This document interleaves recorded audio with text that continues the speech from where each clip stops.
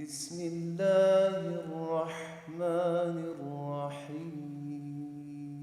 Investissez-vous tant que vous êtes célibataire dans des projets qui risquent de devenir très très pénibles, à gérer le jour où vous êtes marié. Investissez-vous dans la charité. Dans l'histoire de Sayyidina Moussa, il s'est investi, alayhi salam, dans deux choses. Afin d'arriver, il y a un cheminement vers le mariage, si vous vous rappelez de la première conférence. Charité et chasteté. Il s'est investi dans la charité, il s'est investi dans la chasteté afin de trouver ça. Et là, il était prêt parce qu'il a préservé sa chasteté, il a cultivé sa charité. Je ne dirais pas il a préservé sa chasteté, il a cultivé sa chasteté, il a cultivé sa charité. Parce que la chasteté, ce n'est pas un état par défaut. La chasteté, c'est quelque chose qui se... Il a développé sa chasteté, alayhi salam. Il a développé ses qualités de charité. Et là, lorsqu'il était prêt, regardez l'acte de chevalerie qu'il a fait avec les filles, etc. Et là, vraiment, elle est venue pour lui. Deux choses qu'il faut cultiver. La charité. Investissez-vous dans des actions charitables. Ils sont où les musulmans qui veulent devenir des médecins sans frontières? Ils sont où les avocats musulmans qui veulent prendre des causes internationales ou locales? Vraiment, c'est le moment. C'est le moment. Vous voulez l'activisme, c'est le moment du vrai activisme, du beau activisme. Un vrai activisme, un beau activisme. Ils sont où les jeunes musulmanes et les jeunes musulmans qui risquent, qui prennent des risques vraiment pour dire la parole de vérité devant les autorités avec politesse, sans drame, sans exagération, mais avec politesse. Vraiment, c'est le temps. C'est le moment de le faire avant de... Le prophète sallallahu alayhi wa sallam, il a dit à un célibataire, il y avait une personne célibataire devant lui. Je pense que c'était Abu Huraira avant de se marier. Et puis Abu Huraira, radiyallahu anhu, se voyait toujours, il voulait se marier. Puis il venait, le prophète sallallahu alayhi wa sallam voulait se marier, etc. Et un jour, le prophète sallallahu alayhi wa sallam a pris le Hassan ou le Hussein dans ses bras. Et puis il a vu dans le regard de Abu Huraira ce souhait ou ce désir de devenir un père et un grand-père ou quelque chose comme ça aussi. Il lui a dit: Ya Abu Huraira, Wallahi, innahum la majbana wa maksala wa mahzana wa mashghalatun an dhikrillah. Une autre perspective. C'est pas une perspective négative. C'est pas afin de trouver, de commencer à voir le mariage comme quelque chose de négatif, non, mais pour balancer.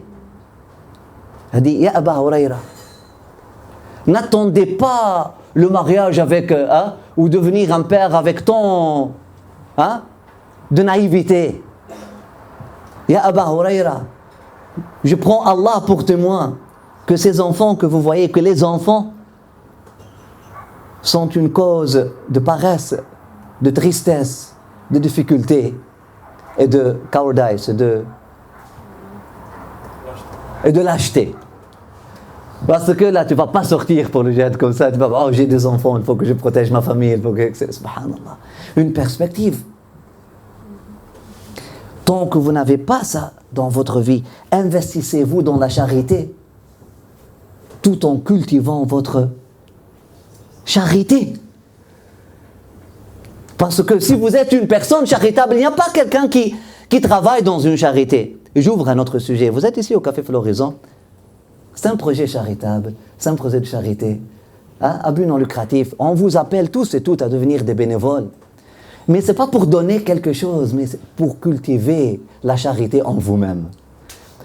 Cultiver la charité. Une personne charitable est une personne charitable. C'est ça le projet qu'on veut.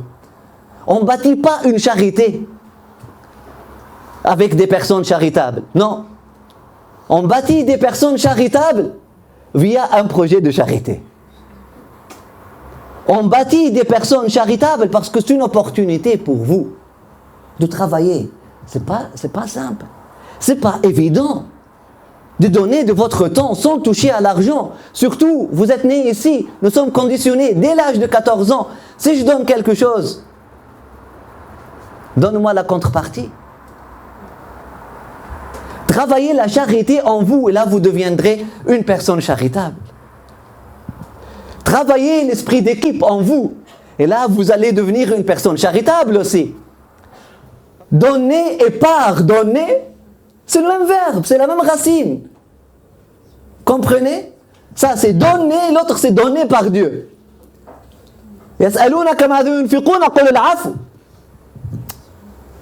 Et dans une société charitable ou dans une association, qu'est-ce que vous allez apprendre? Vous allez apprendre à donner de vous-même et vous allez apprendre à pardonner.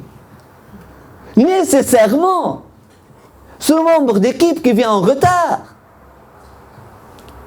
à pardonner des différences culturelles, à pardonner ce leader qui, parfois, il est trop direct, à se pardonner aussi.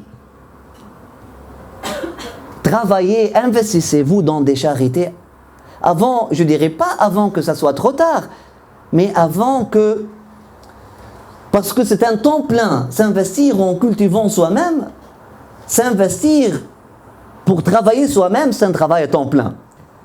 Une fois engagé dans une relation de mariage, vous êtes en train, c'est un projet d'aider une autre personne, vous travaillez sur vous-même, ça peut être comme une relation, ça peut devenir vraiment comme une tâche plus difficile, mais investissez-vous dans ce travail sur vous-même, travaillez sur votre charité, et là, vous devenez, afin de devenir des personnes charitables, et là, si vous êtes une personne charitable, vous rencontrez une personne, vous allez être une personne charitable avec elle.